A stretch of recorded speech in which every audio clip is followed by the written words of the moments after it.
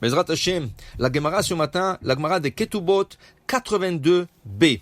La Gemara ce matin va discuter à propos de la Ketuba. Au début, aux temps anciens, il y a 2000 ans, il n'y avait pas encore un contrat de mariage. On sait que chaque fois qu'on va faire une affaire, on doit faire un contrat. Chaque fois que quelqu'un promet quelque chose à quelqu'un, ou il veut donner un cadeau à quelqu'un, il faut faire un contrat. Ceci, ça prend d'un midrash. Le midrash dit que Adam Arishon, quand Hachem l'a créé, il lui a montré toutes les générations à venir dans ce monde, tous ces enfants, ces petits-enfants, arrière, petits-enfants, qui vont venir de ce monde jusqu'au fin de 6e millénaire.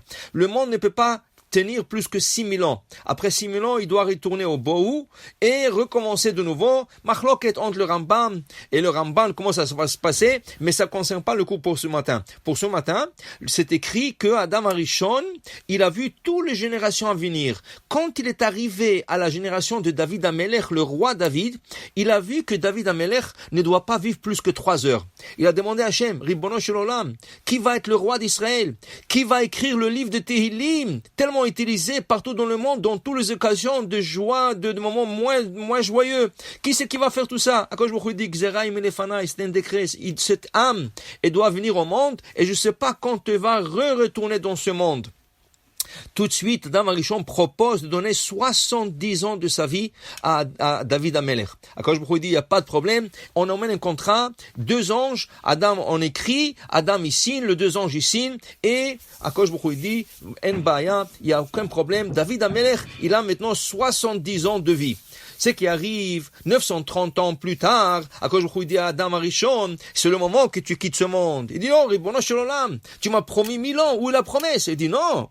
Je t'ai promis 1000 ans, mais toi aussi tu as promis de donner 70 ans à David Amelech. Il dit, quand? Ah, il y a 930 ans, j'en apprends même pas de ça, et vous savez, non, peut-être, laissez-moi. Il dit, non.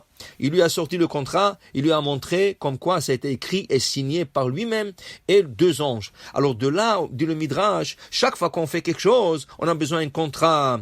Alors maintenant, au début, comme on a dit, il n'y avait pas un contrat de mariage. Et pourquoi ce contrat de mariage est tellement important? Parce que la Gemara nous dit qu'à un certain moment, le femme ne voulait plus se marier. Pourquoi? Chaque fois qu'il s'était énervé avec sa femme, il dit retourne chez ton père.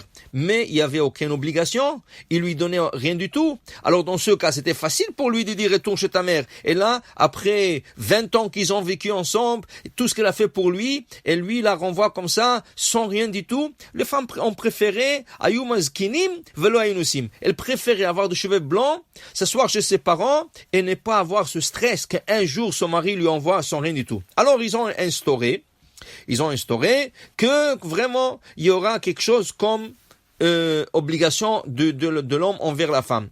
Mais cette obligation n'avait aucun garantie. jusqu'à qu'il est venu Shimon ben Shattach vetiken shiukotev la kol nechasai achraim lektubata. Shimon ben Shattach, il a instauré un contrat de mariage, et dans le contrat de mariage, il y a que le mari, c'est écrit que le mari s'oblige envers sa femme et il met en garantie tous ses biens personnels. Ça veut dire que 10 ans plus tard, 20 ans plus tard, qui voudra la divorcer, alors tous ses biens personnels sont une garantie pour la Ketouba, pour ce qu'il lui a écrit dans la Ketouba. En réalité, aujourd'hui, ça ne tient plus, car la loi civile oblige le mari à donner 50% de ses biens à la femme, qui est une chose très très bonne. Alors c'est pour ça qu'il ne faut pas abuser dans un Ketouba. Veut dire, la Ketouba, les gens ils disent, ah moi je veux que tu mets $100,000, je veux que tu mets $300,000. Pourquoi faire? Tout ce ketouba, c'est en cas de divorce. Mais même si chas v'shalom, ça arrive en cas de divorce, même si c'est écrit $1 million, ça ne tient pas.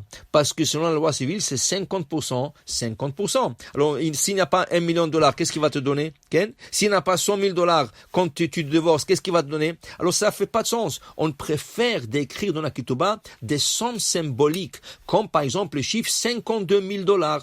Pourquoi 52? 52, d'abord, c'est un nom sacré. Nunbet, Shem Ben, et en plus de ça, le 52, c'est Begematria Ben, un garçon qu'on souhaite à un nouveau couple d'avoir des garçons. Alors, la ketouba, c'était instauré au temps d'un grand Avbeddin qui s'appelait Shimon ben Shattach. Maintenant, on va expliquer le sens mystique de la ketouba. Vous savez que toute la raison pourquoi un couple se marie, parce qu'il y a une mitzvah de la Torah. C'est la première mitzvah de la Torah. Pérou, urvu. Adam et Chava sont mariés pour avoir des enfants, multipliés et fructifiés. Maintenant, au début, quand un homme et une femme se marient, l'homme il a la lettre Yud dans son nom et la lettre la femme et la lettre He. Comment on dit un homme en hébreu? Ish. Comment on dit une femme en hébreu? Isha. Si on prend le mot Ish et Isha, ils ont en commun 2 lettres. Ish, il a Aleph et Shin. Isha, Aleph et Shin. Qu'est-ce qu'il a l'homme comme lettre en plus dans son nom? Yud. Et qu'est-ce qu'il a la femme en lettre de plus dans son nom? He. Yud, He, c'est la moitié du nom d'Hachem. Yud, He. Alors ça veut dire qu'ils sont pas complets.